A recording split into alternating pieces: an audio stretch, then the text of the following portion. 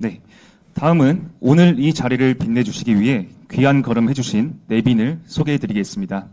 먼저 장동혁 당대표님 참석하셨습니다.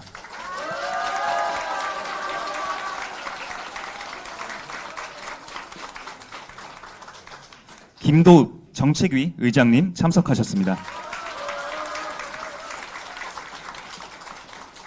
조정훈 부동산 특위위원님 참석하셨습니다.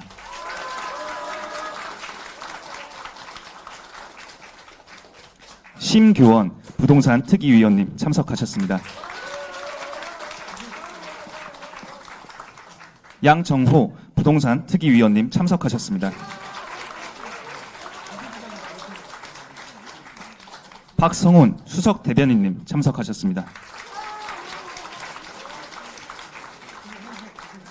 네, 박준태 당대표 비서실장님 참석하셨습니다.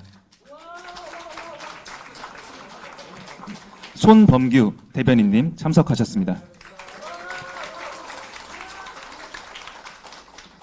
이원모 용인갑 당협위원장님 참석하셨습니다. 최진웅 용인을 당협위원장님 참석하셨습니다. 고석 용인병 당협위원장님 참석하셨습니다.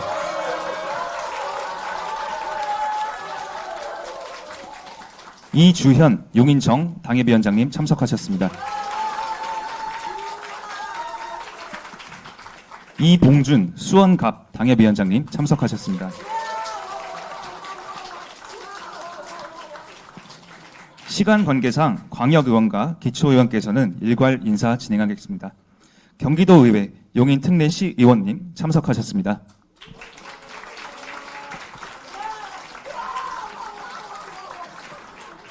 참석해주신 그 밖의 모든 분들께 진심으로 감사의 말씀 드립니다. 다음은 장동혁 당대표님의 모두 말씀을 청해 듣겠습니다. 모두 큰 박수 부탁드리겠습니다.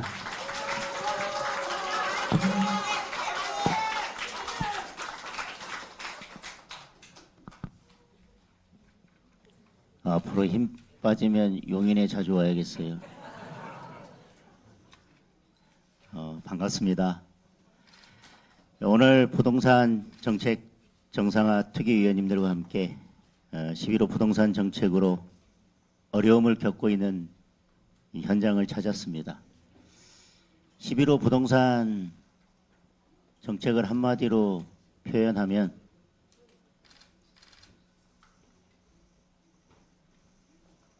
교통체증으로 길이 막힌다고 했더니 차량을 사지 말라는 정책입니다. 서울은 차가 많아서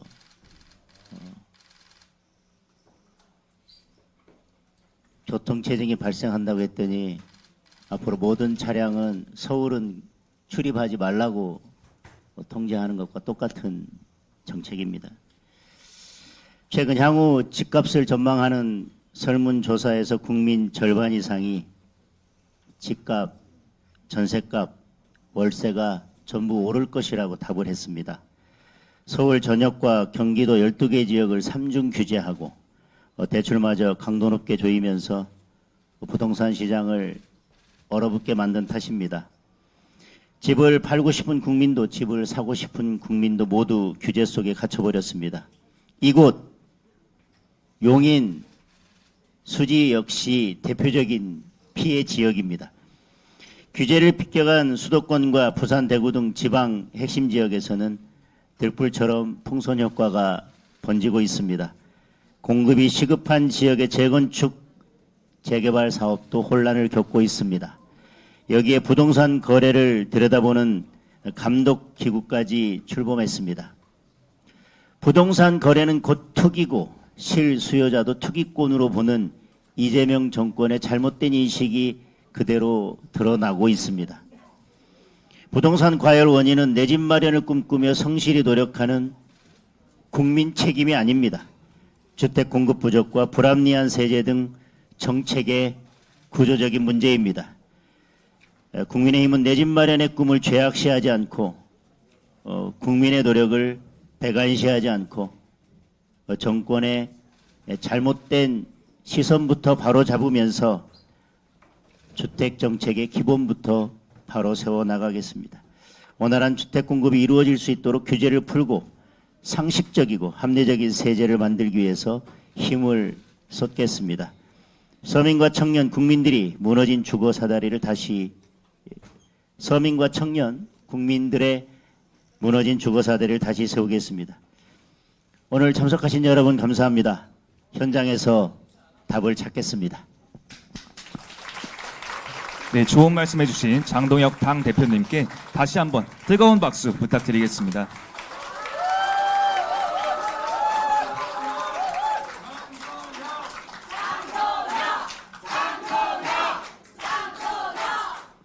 네, 다음은 이재명 정부 10.15 부동산 정책 현황 보고 순서입니다. 먼저 심규원 건국대학교 부동산학과 교수님의 말씀이 있겠습니다. 예, 반갑습니다. 제가 여기 오면서 숫자를 몇 개 좀 찾아봤습니다. 우리나라에서는 부동산 관련 숫자는 이제 정부에서 운영하는 한국부동산원에서 나오는 숫자가 있고, 그다음 민간에서는 가장 오랫동안 연구한 게 KB부동산에서 나오는 숫자들이 있습니다. 그 숫자들 중에 재밌는 것들이 몇 개 나타납니다. 그 KB부동산에서 경기도 전세 수급 지수를 조사했는데 10월 27일자로 157.9를 기록했습니다. 이는 한 4년 1개월 만에 최고치를 기록했습니다.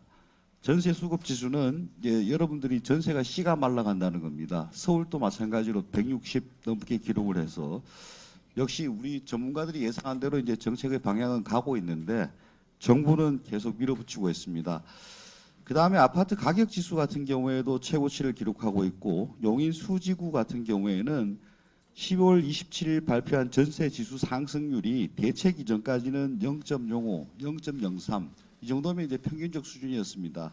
근데 발표 이후에 0.20%로 올라갔습니다. 이거는 뭐 한 4배, 5배 정도로 폭이 확대한 것이고, 그리고 중산층들이 많이 사는 성남 수정구 같은 데도 1.1%, 0.64%. 이거 주간 상승률입니다. 월간 상승률로, 연간 상승률로 하면은 거의 30%, 50% 이렇게 폭등하는 숫자들입니다. 이런 무서운 숫자들이 지금 나타나고 있습니다.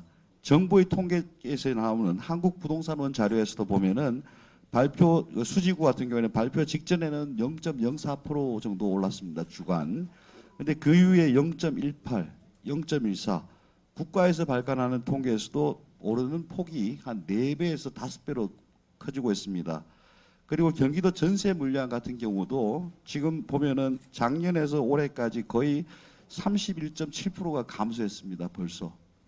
그리고 신규 계약이 굉장히 중요한데 신규 계약은 거의 40% 정도가 감소했습니다. 이런 것들 봤을 때는 이제 서민들이 더 몰려가는 게 아니냐, 벼랑 끝으로 내몰리고 있다는 생각이 듭니다. 그리고 월세 가격 같은 경우에도 작년에 비해서 9.8% 올랐습니다. 서울 아파트 월세, 경기도 월세가 따로 나오지 않아 가지고요. 이는 통계를 집계하고 나서 가장 많이 오는 겁니다. 사실 월세 사시는 분들은 소득의 30%, 많게는 40%를 지불하고 있고, 그분들이 가장 젊은 층이고 서민이고 중산층입니다. 그분들이 지금 벼랑 끝으로 내몰리고 있다는 것이 통계로 나타나고 있습니다. 그리고 용인 수지구에 주택 거래를 허가할 때 허가 조건을 좀 여러분 아시는지 모르겠습니다. 제가 부동산 전문가인데도 저는 이 거래 허가서를 제가 스스로 작성하지 못할 것 같습니다. 허가 기준이 뭐 왜 거기에 살아야 하는지에 대해서 구체적이고 객관적으로 제출해야 됩니다. 저도 이걸 소명할 자신이 없습니다. 근데 그걸 정부에서 여기 계신 분들한테 요구를 하고 있습니다. 그리고 토지거래 허가를 하는 데만 해도 3주간 소요됩니다. 3주 동안 묶여 있어야 되고, 그리고 그 이후에 허가일로부터 4개월 내에 집에 들어가야 되고, 기존에 갖고 있던 주택은 6개월 팔아야 됩니다.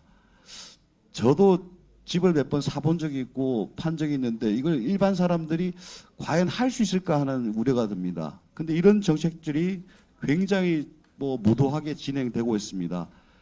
그나마 9월 달에 공급을 많이 해서 수도권에 135만 호로 하겠다고 했는데, 이번에는 그 정책, 요번 규제로 인해 가지고 서울 시내 공급 물량도 대폭 줄어들 가능성이 있습니다. 공급을 늘리겠다고 하면서 수요 억제책으로 다시 공급이 줄어드는 정부의 정책을 우리가 어디까지 믿을 수 있는가 하는 의구심이 듭니다. 마지막으로 제가 한번 또 당부드리고 싶은 것은 정부에서 그렇게 하더라도 제발 서민과 중산층이 사는 지역들만큼은 어떻게든지 생계를 좀 보장해야 되고 월세로 지금 내몰리고 있는데 거기에 대한 대책이라도 좀 만들어야 되지 않는가 보여집니다. 그리고 제일 중요한 것은 이런 수요 억제책이 아니고 사실 우리나라 주택의 90에서 95%를 공급하고 있는 것은 민간입니다. 민간이 공급이 좀 잘 되도록 그렇게 정책을 잡아야지 국민들이 편안해진다라고 말씀드리겠습니다. 감사합니다. 네, 이어서 양정호 성균관대 교육학과 교수님의 말씀이 있겠습니다.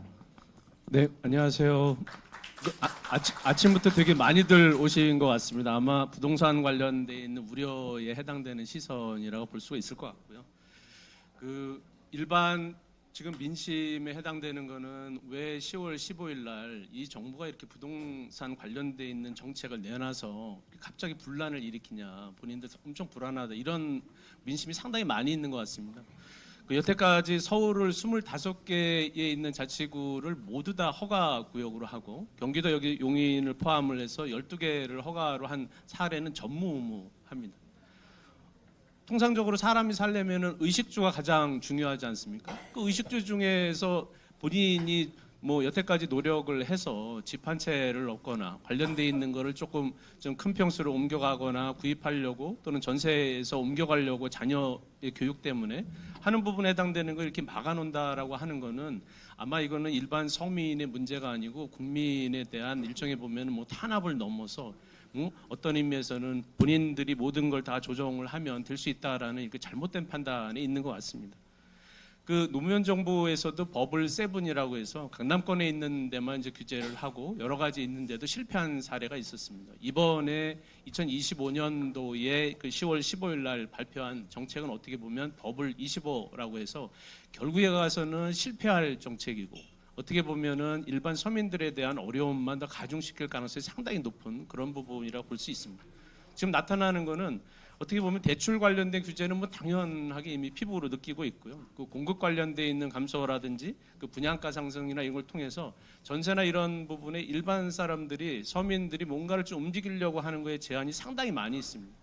이거는 그 서민을 고려하거나 뭐 부동산을 잡겠다라고 하는 게 아니고 오히려 부동산을 잡겠다 하고 사람을 잡는 정부라고 볼 수밖에 없습니다. 결국에 가서는 일반 서민들이 원하는 거는 본인들이 뭔가를 좀 할 수 있는 부분에 해당되는 거를 조금 더 여유 있게 해주자라고 하는 부분에 해당되는 건데 허가를 받지 않으면 거주가 안 되는 그런 부분이 있다라고 하는 거를 누가 그 수용을 하겠습니까?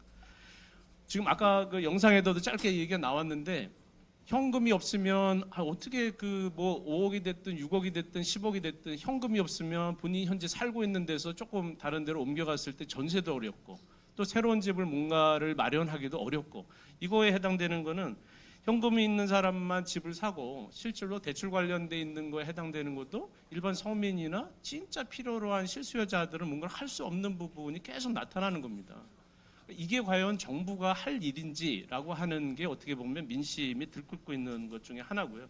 그래서 제가 보기에는 이번 그 10월 15일 날에 부동산 대책이라고 하는 거는 우리나라에서 보면은 부동산을 매개로 해서 새로운 카스트 제도, 신분 사회에 대한 거를 정점을 찍은 게 아닌가라는 그런 생각이 듭니다. 왜냐하면 시간이 지나면 현금도 막아놓고 뭔가에 대해서 전세라든지 이런 걸 통해서 이주를 하거나 옮겨갈 수 있는 것도 다 막아버리게 된다면 결국 이분들은 갈 데가 별로 없습니다. 그렇게 되면 서민들만 힘들게 되고 결국에 가서는 뭐 기존에 있는 분이거나 현금에 여유가 있거나 이런 분들만 위한 건데 부동산 정책이 이래가지고 잡힐 가능성도 거의 없습니다 하는 거예요. 자, 그래서 생각을 해보면 서울이든 경기든 용인이든 시민권들은 우리가 뭐 여기 계신 분이 투기꾼이십니까? 실제로? 아니 용인에 사신 분들이 그냥 여기서 살고 싶어서 사신 거고 본인들이 정부에서 여러 정부에서 거쳐오면서 자연스럽게 부동산 값을 딱 올려놓은 겁니다. 그냥 여기 사신 분들은 10년 동안 내 집에서 그냥 살고 싶어가지고 계속 사신 거지 내가 뭔가에 대한 거 할 것이 있는 게 아닙니다. 그래서 용인 시민이 과연 투기꾼 취급을 받는 게 맞겠습니까? 이건 안 되는 거죠. 예? 그래서 실수요자라든지 예? 어떻게 보면 10년 이상 거주하신 분들이 해당되는 거는 여러 가지 규제나 이런 거를 당연히 풀어주는 게 맞고요. 어떤 의미에서는 누구나 한번 집 한 채를 얻고 싶다라고 하는, 그게 청년이 됐든 서민이 됐든 기존에 있는 분들이 좀 더 옮겨갈 수 있는 그런 부분이 있다라면 분명히 마련해 주는 게 필요하다라는 생각을 하고요. 과연 이 나라에서 살고 있는 게 단순하게 그 계급이라고 하는 게 이전에는 뭐 출신 학교가 됐든 이런 거란 얘기도 많이 있었는데, 지금은 출신 단지이거나 부동산을 소유하고 있는지 어디 사는지에 따라서 결정을 하도록 이 정부가 오히려 조장을 하고 있는 겁니다, 현재는. 그래서 노력보다는 아파트를 가지고 있는지가 인생을 결정하도록, 또 어떤 의미에서는 성적보다 평수가 사회적 지위를 결정하도록 이렇게 만드는 이런 사회는, 또는 이런 정부는, 분명히 이런 정부는 문제가 있는 겁니다.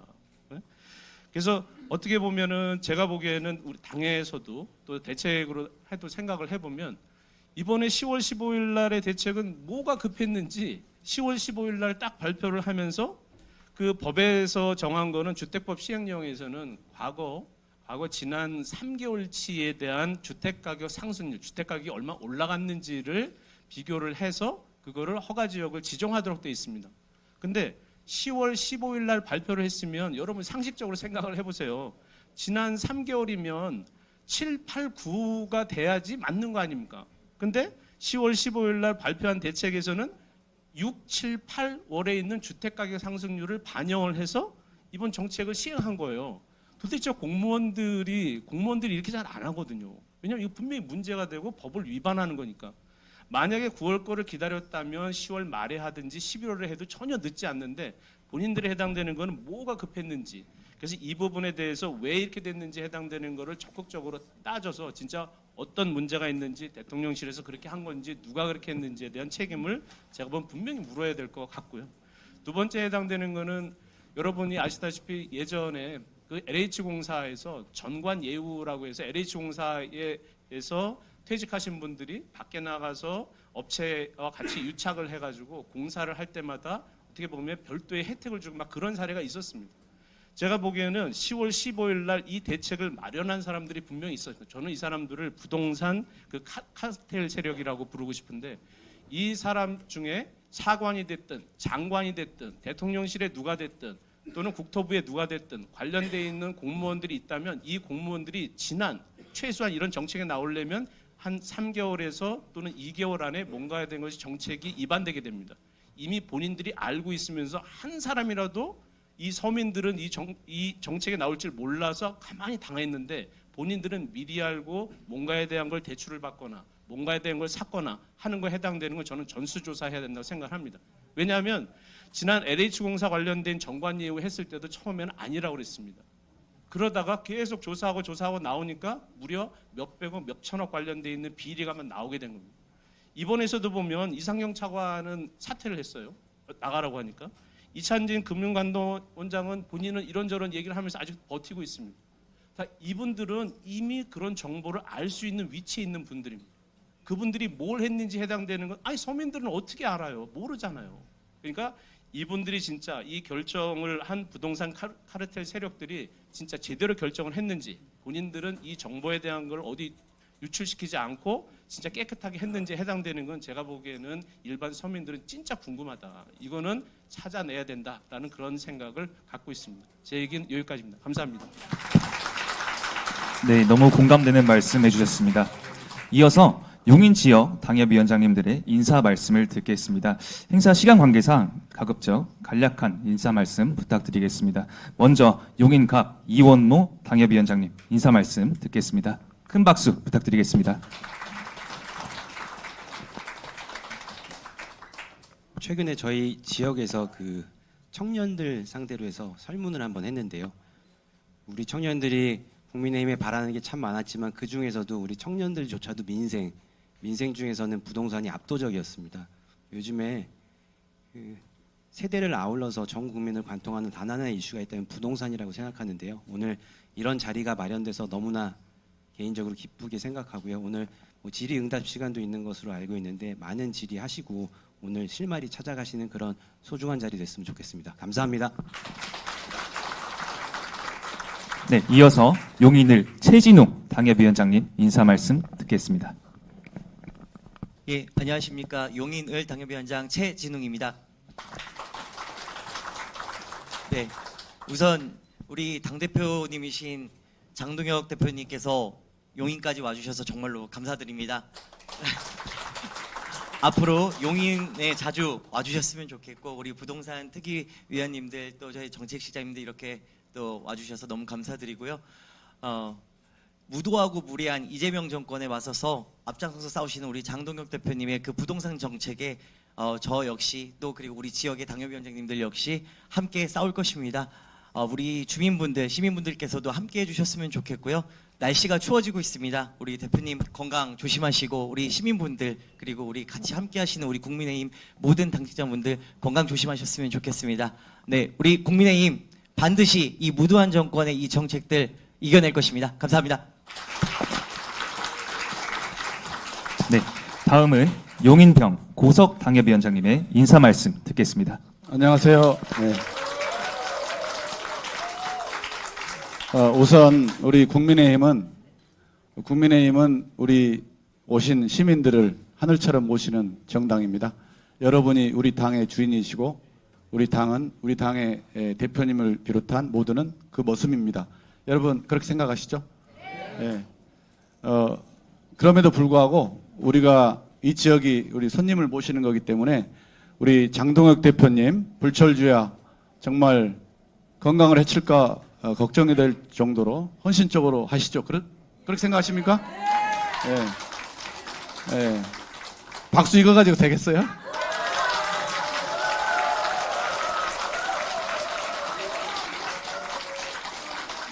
그리고 우리 정책하면 저는 감히 떠오르는 이름이 있어요. 우리 김도읍 정책위 의장님, 그 다음에 조정훈 의원님 맞죠? 예. 예.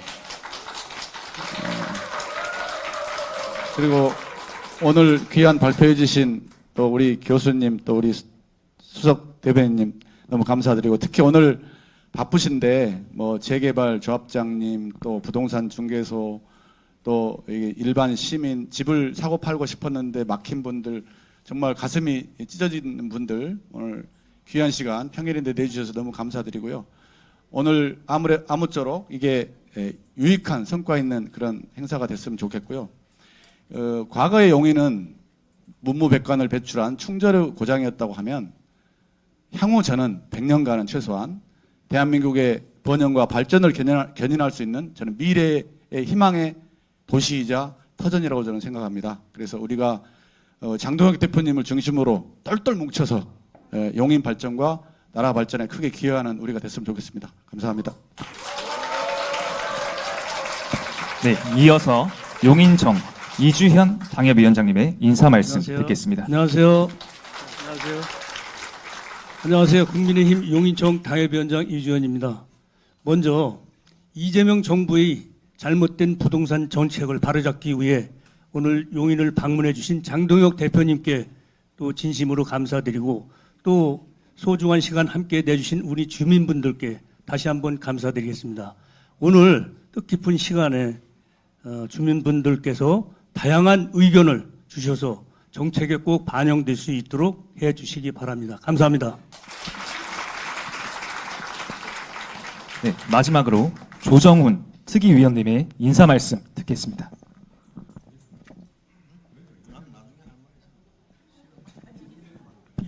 예, 안녕하십니까. 국민의힘에서 부동산 특위위원을 맡고 있는 조정훈입니다. 오늘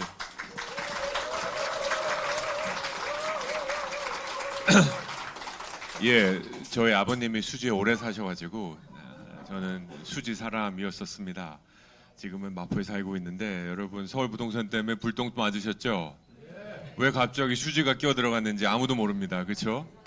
이 말이 안 되는 그냥 발표하면 법이 되는 이런 반헌법적이고 초헌법적인 제도를 도입한 정부에 대해서 우리 한번 진심으로 비판을 해야 된다고 생각하고 대안을 찾아서 똘똘하게 싸우는 국민의힘이 되도록 하겠습니다. 우리 장동혁 대표님 부동산 정책에 대해서는 진심이신 건 다 아시죠?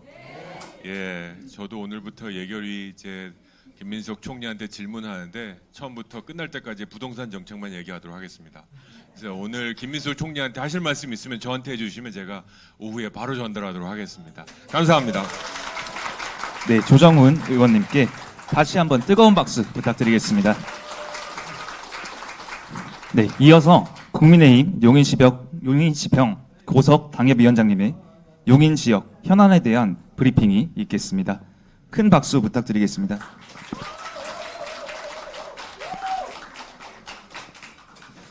그 이제 대표님과 이 정책위 또 우리 특위위원님들 오셨기 때문에 또 예의상 우리 브리핑을 해야 될 필요가 있고 그래서요 간략하게 준비했습니다. 다만 저희 당협은 행정조직이 아니기 때문에 팩트 체크가 필요한 부분도 있을 수 있고요. 많이 위반할 거지만 참고 삼아 들어주십시오. 그다음에 시간이 제한되기 때문에 핵심 위주로 간략하게 빨리 끝내겠습니다. 이거 불 좀 꺼주세요. 장동혁 대표님 잘생겼습니까? 박수. 다음. 자, 농인 특례시 일반 현황입니다. 다음. 인구는 경기도 2위이고요. 이 109만. 면적은 서울에서 여의도 지역을 뺀 서울 면적이라고 생각하시면 됩니다. 다음. 용인은 아시다시피 이제 중복 규제 지역이고 교통 사통팔달 교통의 중심지입니다. 다음. 우리 이 많은 기업체가 있고 대학교, 대학원, 그 다음에 우리 용인시의 재정 규모는 약 4조입니다. 4조. 다음. 수지구 일반 현황입니다. 인구는 37만 명, 14만 세대이고요. 면적은 아주 좁습니다. 한 변이 6km, 7km밖에 안 되는 아파트 밀집 지역입니다. 다음. 특히 수지구는 이번에 그 내로남불 부동산 정책에 직격탄을 맞은 곳인데요. 여러분 보시겠지만 주거 형태 중에서 아파트가 무려 82%, 도농복합 도심에도 불구하고 아파트 비중이 아마 경기도에서는 가장 높은 도시 중에 하나다. 다음. 토지거래 허가구역 지정 동향입니다. 다음.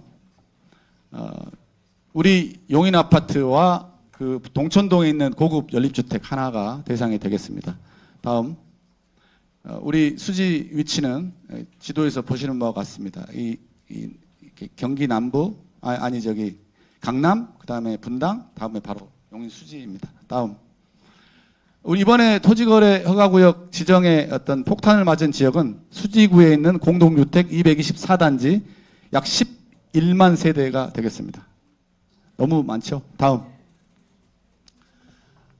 당장 이제 타격을 입는 게 2019년부터 22년까지 오른쪽에 있는 13개의 아파트, 구 아파트, 수지 1지구의 리모델링 사업이 진행 중인데 여기에 아주 직격탄을 맞고 있습니다. 사업 차질이 예상됩니다. 다음.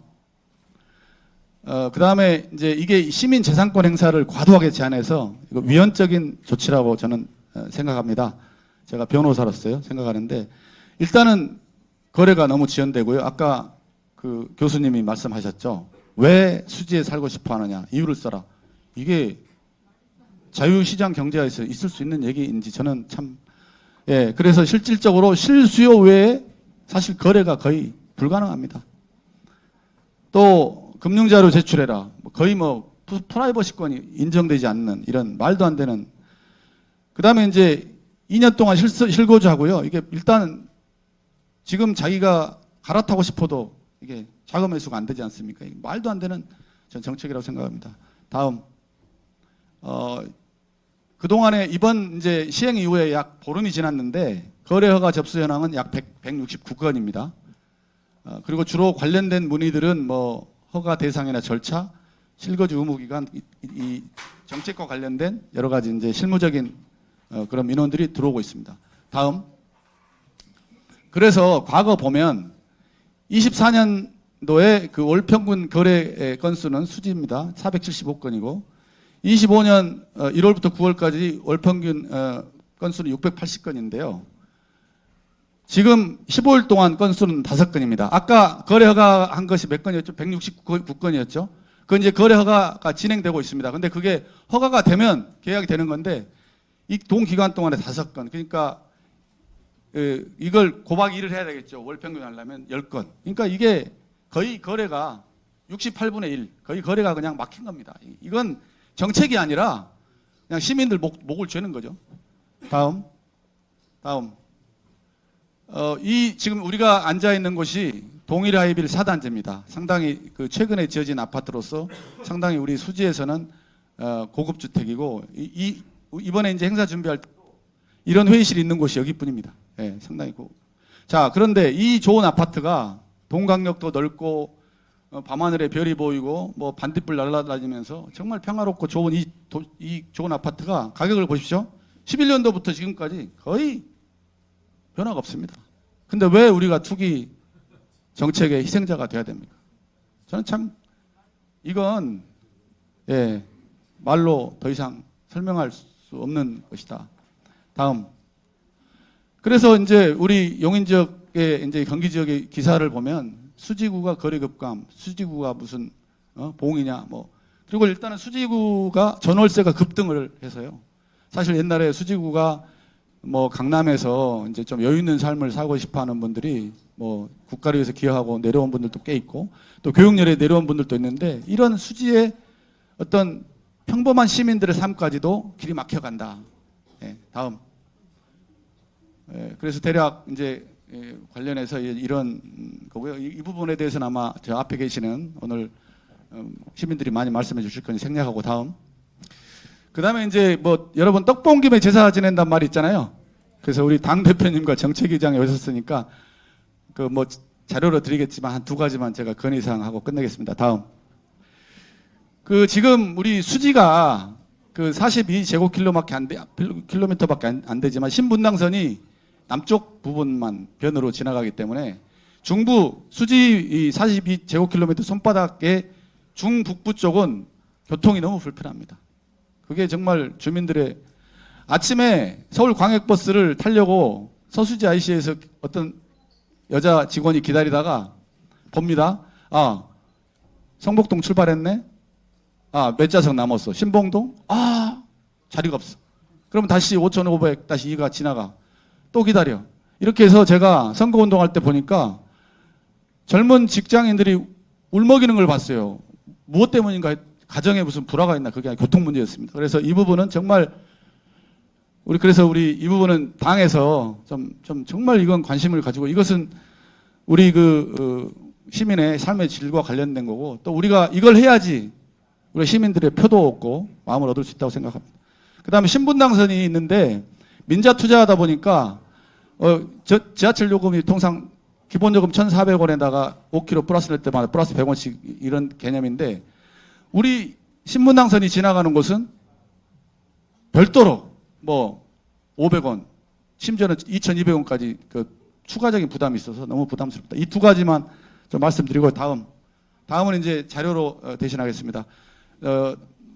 여러분 정말 우리가 이렇게 귀한 시간에 우리 당 대표님을 포함해서 우리 당의 핵심에 계신 모든 분들이 이 귀한 시간을 마련해 주신 다시 한번 감사드리고 여러분 우리 국민의힘 팍팍 밀어주실 거죠?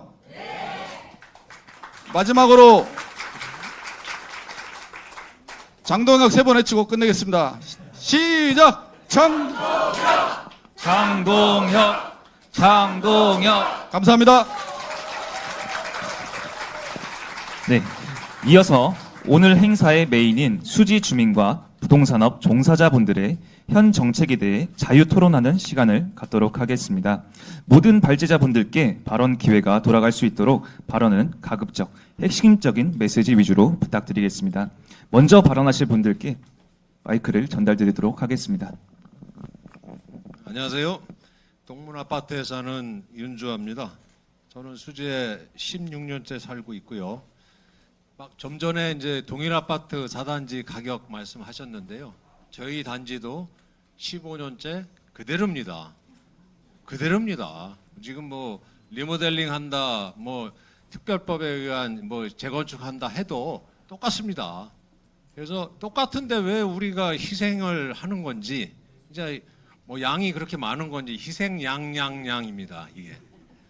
그래서 이 지금 현 정부의 이 선동적이고 무책임한 무능 이런 정책 때문에 우리가 왜 희생을 당해야 되는지 그다음에 저 또한 개인적으로 제가 이제 우리 뭐 식구들 뭐 형제들 뭐 그다음에 처식구들 뭐 주변에 다 살아요. 뭐 예를 들어서 삼풍동에 산다든지 이제 다 아실 거예요. 수지하시면 제일 먼저 지금 리모 이제 승인이 났으니까 똑같아요 거래. 그래서 저 또한 저희 단지 지금 이제 추진도 하고 제가 지금 저기 입대위 활동도 하고 있지만은 현실적으로 다 나가고 싶은데도 못 나가신 분들이 주변에 너무 많은 거예요. 또 거래가 이렇게 갑자기 급감되니까요. 그래서 왜 우리 수지 구민이 희생 양양양양 되는지 모르겠습니다. 예, 감사합니다. 안녕하십니까. 수지동구 리모델링 주택조합 조합장 김현혜입니다. 저는 할 말이 엄청 많으나 짧게 하시라는 그런 부탁으로 짧게 말씀드리겠습니다. 짧게 들렸는지는 모르겠습니다. 첫 번째, 저희는 내년에 이주를 지금 준비하고 있는 단지입니다. 그 단지가 2,500세대 정도 됩니다. 6.27 대책 때문에 금융권에서 대출이 그 이후로 사신 사람 대출이 안 됩니다. 그러면 시공사에서 부탁했더니 우리도 힘들어 죽겠다. 우리 적자다. 연대 보증해야 되는데 이사회에서 통과될지 모르겠다. 어떻게 될지 모르겠다. 지금 답변이 이렇게 오고 금융권에 돌아다녔더니 우리도 안 돼. 모르겠다. 그래서 지금 어떻게 해야 될지를 모르겠습니다. 지금 주택 공급 하신다면서요. 더 주택 공급을 많이 하신다면서요. 이렇게 하시면 어떻게 우리가 조합에서 이 조합된 단지를 이렇게 막아 놓으시면 어떡하십니까? 그리고 저희가 이제 수지 초입 같은 경우에는 4억 9천5억입니다. 저희 단지도 6억대입니다. 6억대에 투기 과열되지 않습니다. 우리 어르신들이 제가 이제 매일매일 상담을 받는데요. 요양병원에 가신다고 빨리 파셔야 된답니다. 그런 분들이 상당히 많으시고 또 이제 자영업 하시더라고 빚을 지셨습니다. 그래서 이걸 매도해서 남쪽으로 더 싼 가격으로 주택을 위해서 더 낮은 가격으로 지금 이제 이동을 하셔야 되는 실정입니다. 서민들 삶이 이렇습니다. 저희들 지금 주민들이 거주하시는 그 직업들이 외람대나 이제 참고를 위해서 파출부도 많으시고요. 간병인도 많으시고요. 또 이제 그 노점상도 많으시고요. 건물 수리하시는 분이 대다수입니다. 그리고 어르신들이 대다수입니다. 여기서 무슨 투기 과열 지구가 생깁니까? 이들은 생존, 내일 벌이를 위해서 오늘 그냥 사시는 분들입니다. 여기서 왜 투기 과열 지구가 나오며 토지거래 허가가 나옵니까? 저희는 앞으로 이제 올해를 포함해서 5년간 내년에 이주를 하기 때문에 사실 사람들이 매우 드뭅니다. 여기에 이주를 할 수 없기 때문에 사실 분이 매우 드물고 많은 분들이 저한테 팔아달라고 하시면 제가 어떻게 팝니까? 지금 토지거래 허가 지역 때문에 다 잠겨 있는데 이래가지고 무슨 주택 공급을 하신다고 하십니까? 지금 제가 너무 난처한 상황이고 밤마다 잠을 못 잡니다. 이걸 어떻게 제가 조합장 혼자 감당을 할까요? 그렇죠? 그리고 나중에 입주를 만약에 해도 이분들 분담금 때문에 감당을 못 합니다. 분담금은 우리 아무것도 안 했습니다. 뭐 한남 지역처럼 뭐 이렇게 고급 안 합니다. 최저 임대 아파트로 만들어도 기본 공사비가 매우 높습니다. 그런데 거기에 입주를 하셔야 된다고 하시는 분들은 여기 대다수의 주민들은 팔고 더 낮은 가격으로 나무로 가셔야 됩니다. 그래서 이러한 금융이나 이런 것을 좀 심각하게 좀 대책을 마련해 주시기 바랍니다. 여기까지입니다.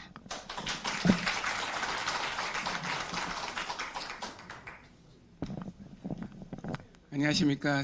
시민단체 수지연대 대표입니다. 이렇게 바른 기회를 주신 대표님과 용인병 당협관계자분께 감사드립니다. 짧게 하겠습니다. 저는 서수지 근처 성북도 안쪽에 거주하고 있습니다. 우리 단지는 역세도 아니고 신축도 아닙니다. 주민의 80% 이상이 자가 거주자인 저렴한 대형 평수 실거주자들입니다. 그렇기 때문에 갭 투자나 투기 세력이 들어올 여지가 거의 없습니다. 그런데 이번에 수지 전 지역 일괄적으로 규제 지역으로 지정되면서 우리 같은 실거주 중심 단지마저 똑같은 규제를 받고 있습니다. 그 결과 꼭 이사를 가야 한 분들도 우리 단지로 이사 오고 싶어하는 분들도 모두 거주 이전의 자유가 제한받고 있습니다. 희상 경제 원칙에도 안 맞고 정책 효과도 기대하기 어려운 획일적인 규제라고 생각합니다. 특히 규제로 거래조차 막혀있는 우리 같은 단지와 여전히 가격이 급등하는 역세 신축 단지를 똑같이 묶고 규제하는 것은 형평성에도 어긋납니다. 만약 규제가 불가피하다면 부디 핀셋 규제 방식으로 지역의 특성과 실거주 비율을 고려하여 주시기 바랍니다. 조금만 들여다보면 투기 수요가 몰리는 지역과 그렇지 않은 지역은 충분히 구별할 수 있을 것입니다. 실수요자 중심의 단지들이 피해를 보지 않도록 핀셋 규제라도 꼭 부탁드립니다. 추가로 하나만 더 말씀드리겠습니다. 감사하게도 고석 당협위원장 님도 브리핑하셨지만 원래 국민의힘 용인시장님과 성남시장님이 시작하셨고 가열차게 추진하고 계시는 경기남부 광역철도가 곧 있을 제5차 국가철도망 구축 계획에 꼭 포함될 수 있도록 대표님의 관심을 부탁드립니다. 감사합니다.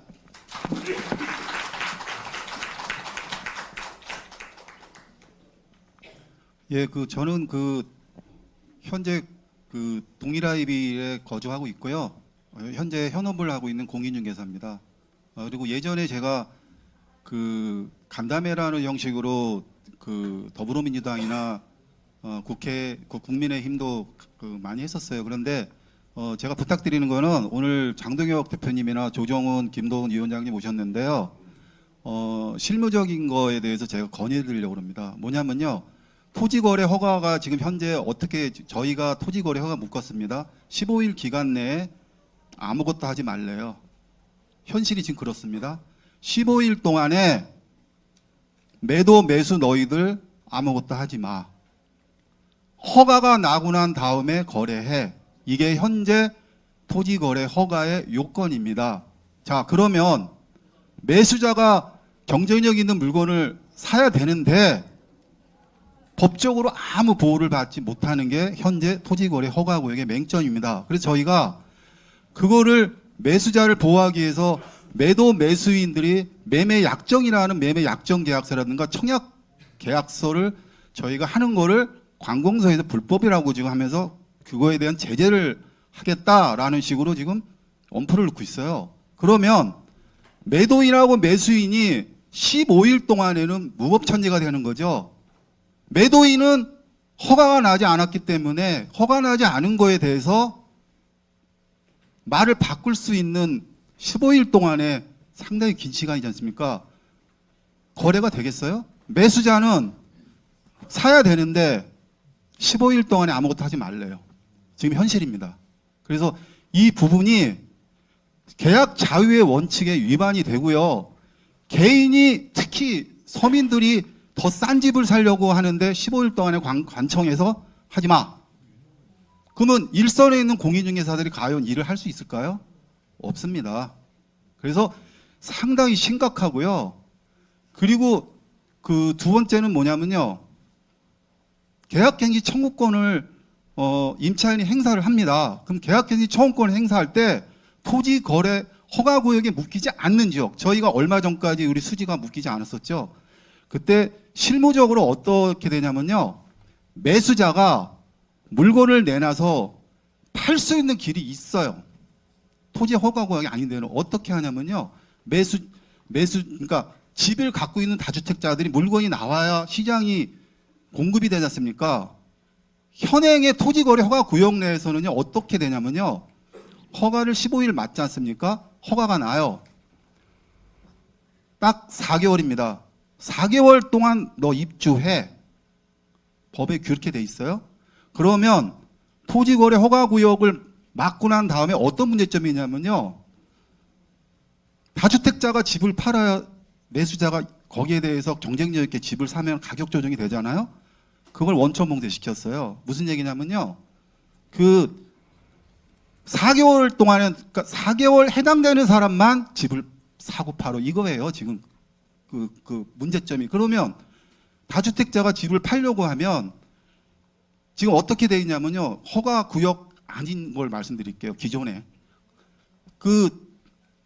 6개월 이내에 소유권 이전을 하면은 매수자가 집을 팔아서 새로 산 사람이 실수요자 않습니까?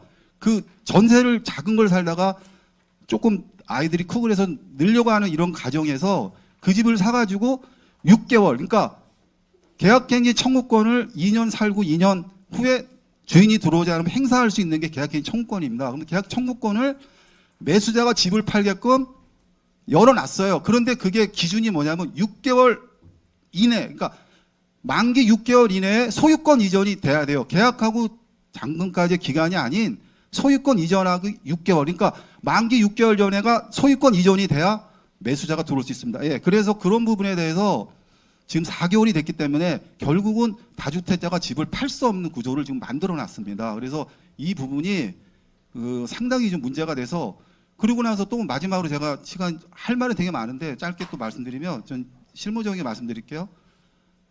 모든 광고를요 4개월 그 허가 기준 내에 전세 끼고 매수자, 그러니까 전세 끼고 매도인이 다주택자가 집을 팔아야 되지 않습니까? 그래야 실수요자가 그 싼 거에 집을 살 수가 있는데 지금 4개월이란 기준을 딱 해버리고 우리 공인중개사 일선에 어떤 식으로 지금 행정관청에서 지금 하고 있냐면요.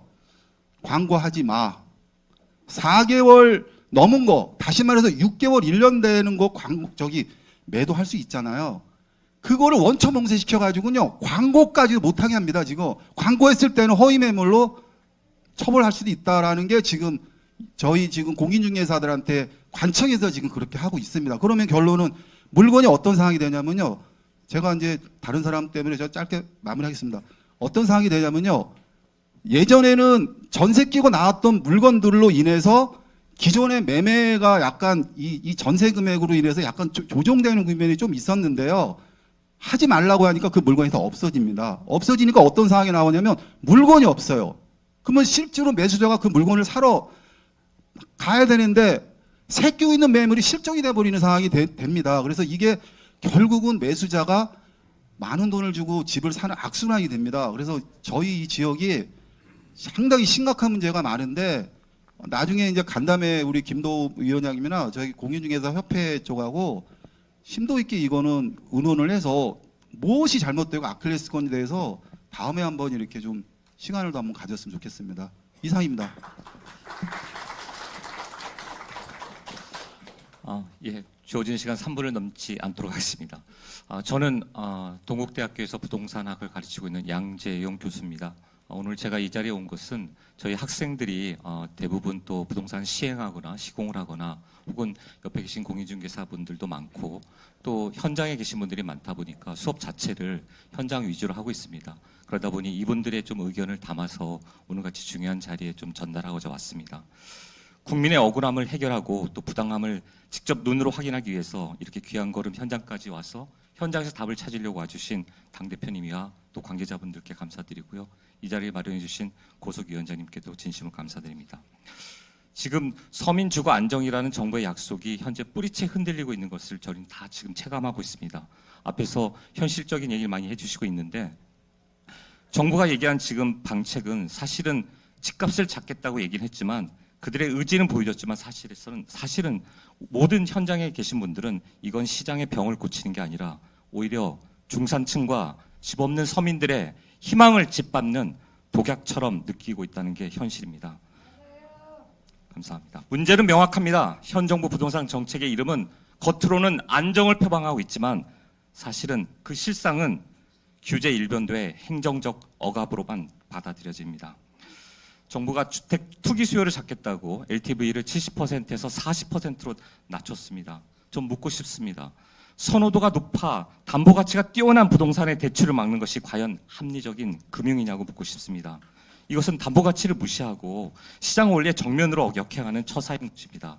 실질적인 수요자들, 정말 자기가 성실하게 소득이 좋아서 상환 능력이 갖춘 그런 중산층 무주택자들도 은행 앞에 가면 그 문턱에서 좌절시키는 겁니다.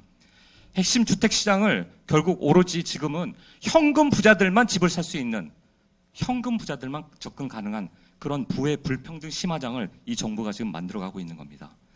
현 정부의 부동산 정책은 투기를 억제하는 게 아니라 오히려 건실하고 튼튼한 우리 실수요자들, 집을 이사가고 싶어도 이사가지 못하고 사고 싶어도 사지 못하게 만드는 결국 엉뚱한 말도 안 되는 세상을 만들어가고 있는 것입니다.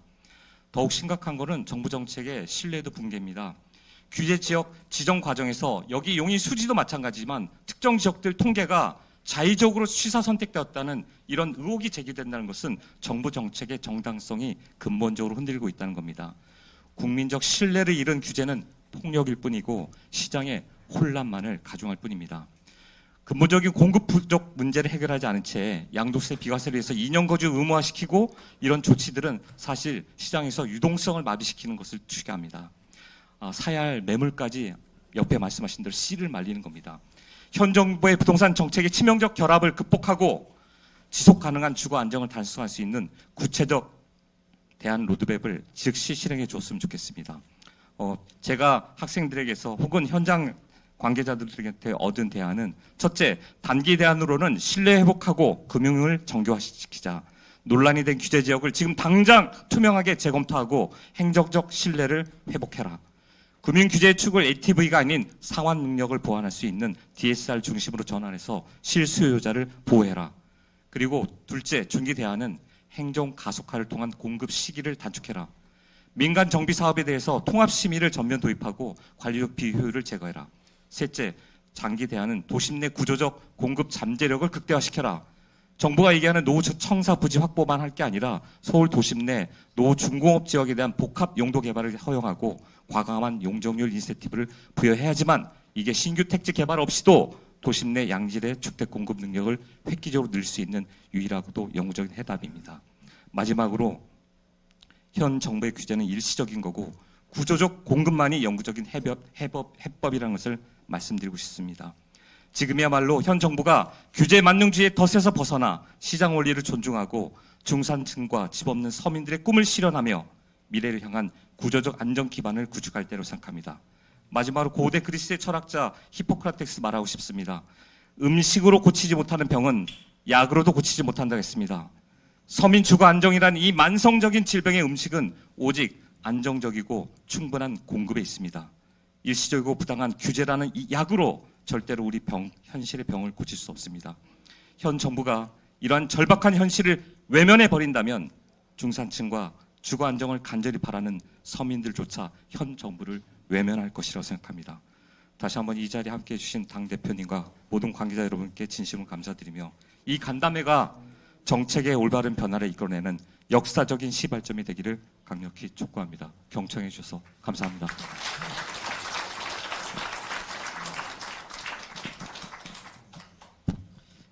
예, 저는 왜 하필 용인특별시 특례시 수지지역입니까라는 제목으로 말씀을 드리고자 합니다.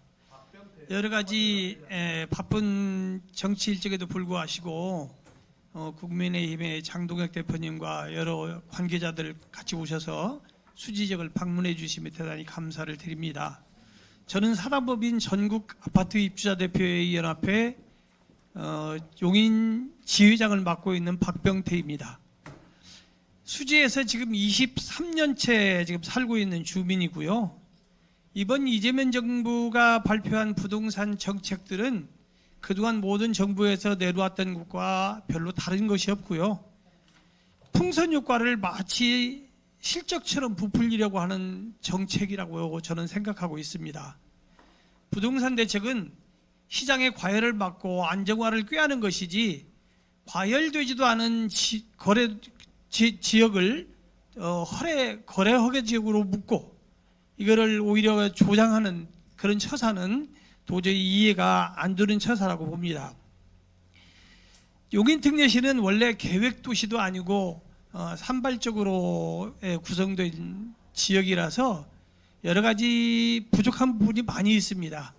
교통이나 철도나 도로나 이런 것들이 많이 불편하지만 지금 이 수지 지역도 오셔서 보셨지만 교통이 보통 문제 아닙니다. 여러 가지로 어렵고 도로도 협소하고 불편한 부분이 많지만 이 수지 지역에 광교산이라는 지역이 있어서 굉장히 쾌적한 지역이라고 하는 그런 이름으로 우리가 지금 여기 살고 있는데 이 지역을 왜 부동산 거래 허가 지역으로 묶었는지 저는 도저히 이해를 할 수가 없습니다.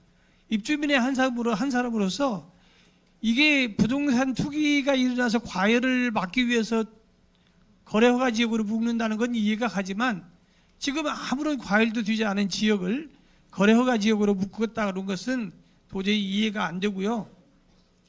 이재명 정부가 국민이 잘 사는 나라를 만들겠다.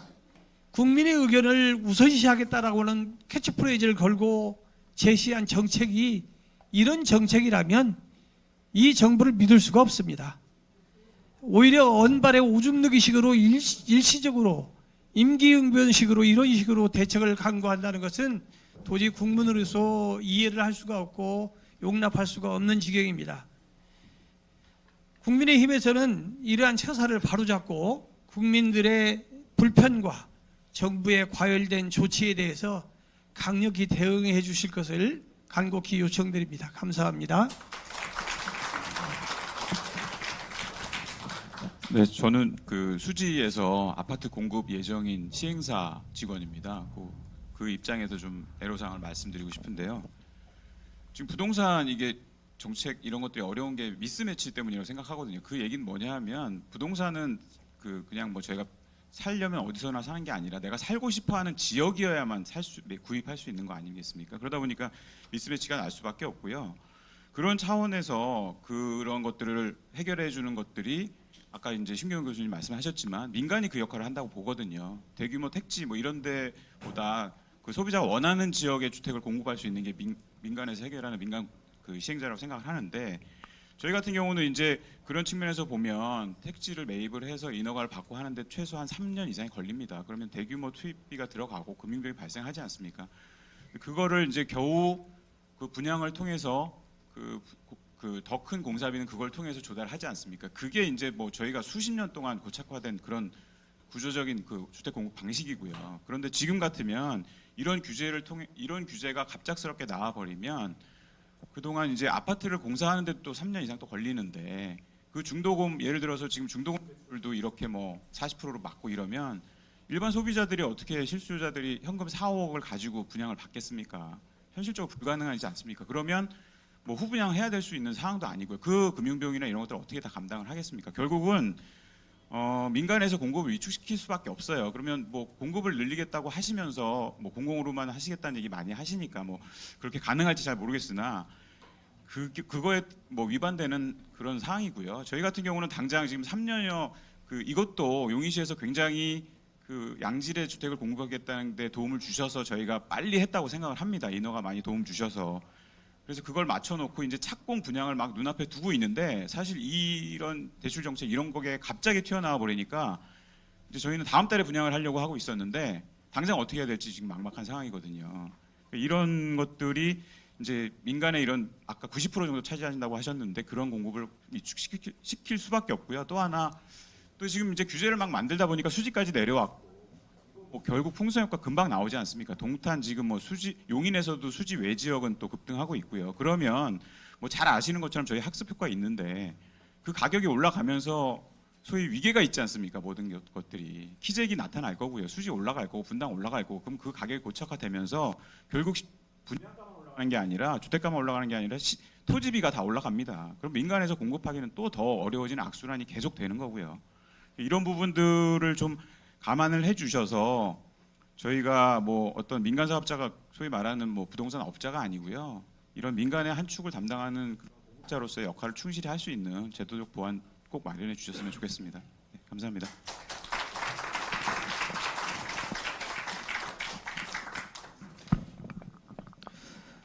네, 오늘 간담회에서 이재명 정부 15 부동산 정책에 대한 지역 주민들의 진솔한 의견을 들을 수 있었습니다. 이 부동산 정책 내용에 대한 김도욱 정책위원장님의 미 의장님의 말씀이 있겠습니다. 큰 박수 부탁드리겠습니다.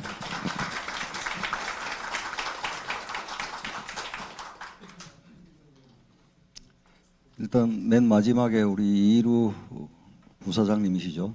네, 말씀 주셨는데 저희 당이 기본적으로 추구하는 것이 수요자들이 희망하는 곳에 공급이 있어야 한다.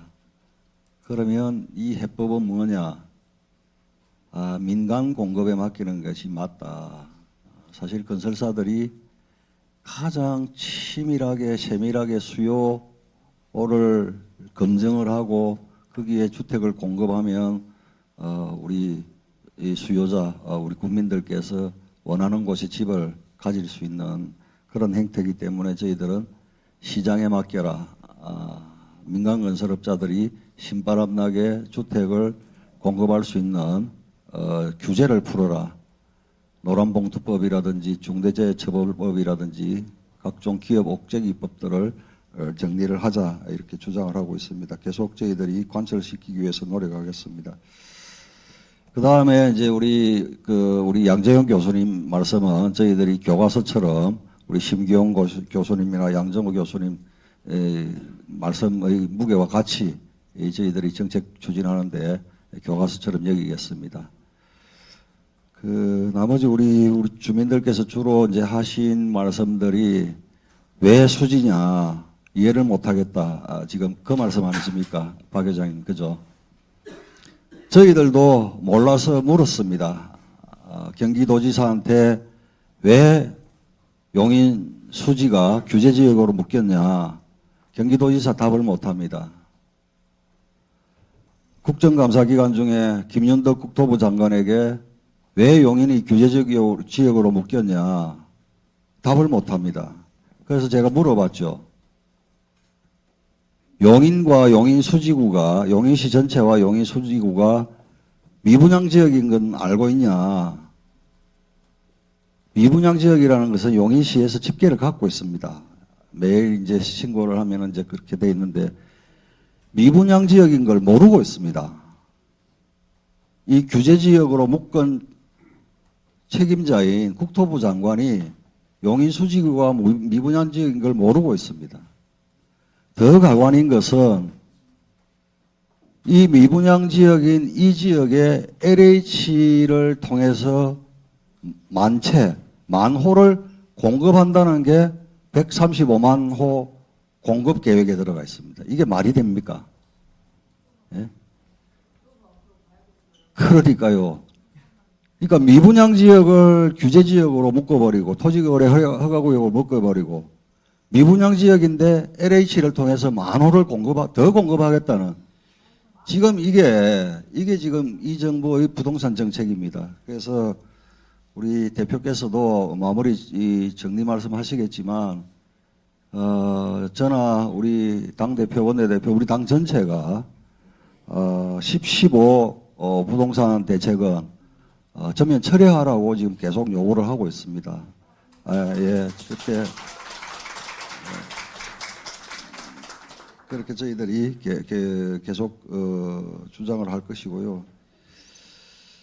이게 지금 뭐 또 우리 용인 수지구 외의 이야기지만 지금 서울 시내의 공급 계획을 보면은 대체적으로 재건축 재개발 즉 도시정비 사업으로 이렇게 공급을 하는 것으로 되어 있습니다. 그런데 우리 경기도는 지금 135만 호 공급 계획 대부분이 경기도에 이렇게 되어 있고 이 정부가 참 무능하다고 하는 것이 대부분이 미분양이 좀 심각한 경기 동북부 또 미분양이 심각한 경기 서남부 이런 데에다가 135만 호를 하겠다. 지금 집값이 이렇게 폭등을 하고 있는데도 미분양인데 거기다 집을 더 넣어본들, 더 지어본들 그게 해결이 됩니까? 그게 안 되지 않습니까?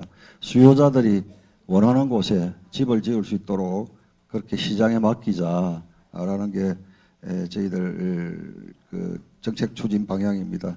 저희들 15 대책은 반드시 철회될 수 있도록 최선을 다하겠습니다. 감사합니다. 네, 김도우 정책위 의장님의 뜨거운 박수 부탁드리겠습니다. 끝으로 장동혁 당대표님의 마무리 말씀을 듣겠습니다. 우선 오늘 조정훈 의원님이 국무총리 상대로 질문할 내용을 많이 주셔서 감사합니다. 현장을 다니면서 느끼는 게 현장에 와서 우리 시민들의 말씀을 5분, 6분의 말씀만 들어도 다 답이 있습니다. 우리 전문가 두 분께서도 느끼셨을 것이고 오늘 양재영 교수님께서도 느끼셨을 것입니다. 앞에서 세 분 말씀해 주신 우리 윤주화 회장님, 김현애 조합장님 그리고 김채규 우리 주민께서 말씀하신 세 가지를 종합하면 결국은 희생양이 없도록 필요한 곳에 필요한 규제를 해야 된다는 것입니다.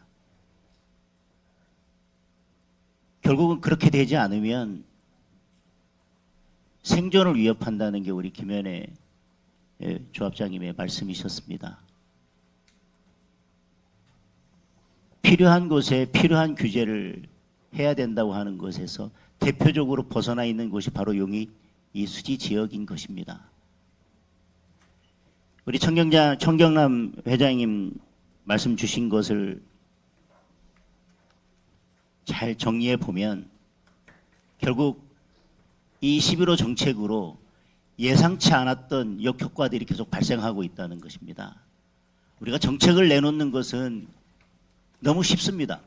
어떤 목표를 위해서 이렇게 하겠다고 정책을 내놓는 것은 너무 쉬운데, 정책을 내놓을 때 우리가 고민해야 되는 것은 이게 어떻게 역효과가 발생할지, 아니면 그 정책으로 인해서 실질적으로 어떤 공백이 생기고 어떤 부수적인 효과가 발생할지에 대해서 충분히 고려하고 그런 역효과가 생기지 않도록 고민하는 게 어려운 것이지, 집 못 사게 해야겠다 그러면 대출 못 받게 해야 되겠다, 이렇게 정책 내는 것은 너무너무나 쉬운 것입니다. 그런데 이번 정책은 그런 고민들을 전혀 하지 않고 너무 성급하게, 너무 무책임하게, 너무 무능하게 내놓은 정책이라고 하는 것을 우리 정경남 회장님 말씀 주셨고요. 아까 말씀 다 못하신 것 같습니다. 그래서 우리 국민의힘 이 부동산 특위에서는 우리 실제로 이 부동산 중개를 담당하고 있는 분들을 따로 모아놓고 저희들이 간담회를 따로 한번 하겠습니다. 그때 충분히 말씀을 주시고 현장에서 어떤 문제가 발생하는지 충분한 좀 말씀을 주셨으면 좋겠습니다. 그리고 우리 양재현 교수님, 박병태 회장님, 이루 부사장님 주신 말씀을 종합하면 결국 공급이라는 거지 않습니까? 그것도 민간 중심의 공급이라는 겁니다. 공급이 이루어지지 않는 부동산 정책은 결국은 풍선 효과만 가져올 뿐이라는 게 세 분의 공통된 의견이십니다. 그래서 우리 양재현 교수님 말씀하신 거, 중기적으로 말씀하신 것도 결국 공급, 장기적으로 말씀하신 것도 결국 공급, 그리고 영구적인 문제를 해결하는 것도 역시 공급이라고 말씀 주신 거고요. 근데 그 공급이 결국 이루 부사장님 말씀하신 것은 공공 중심으로 가서는 도저히 이게 해결이 불가능하다. 그리고 더 중요한 거, 주택시장은 그 공급을 많이 한다고 중요한 게 아니라 국민이 살고 싶은 곳에 살고 싶은 집을 공급해 주는 게 핵심이고, 지금까지 시장에서는 민간이 그 90%를 해결해 왔는데 그 90%를 배제하고 10%를 담당해왔던 공공에서 그걸 하겠다? 지금 빚만 떠안고 본인들도 지금 어떻게 구조조정을 해야 될지 허덕이고 있는 LH에 다 맡겨서 이걸 하겠다? 그리고 국민이 원하지도 않는 곳에 원하지도 않는 형태의 주거를 막 공급하고, 최신형 스마트폰 갖고 싶다는 사람한테 공중전화 사용하라고 지금 길거리에다 공중전화 계속 늘려줄 테니까 걱정 말고 공중전화 사용하라고 하는 이런 공급 정책으로는 안 된다는 게 우리 지금 세 분의 공통적인 말씀이신 것 같습니다.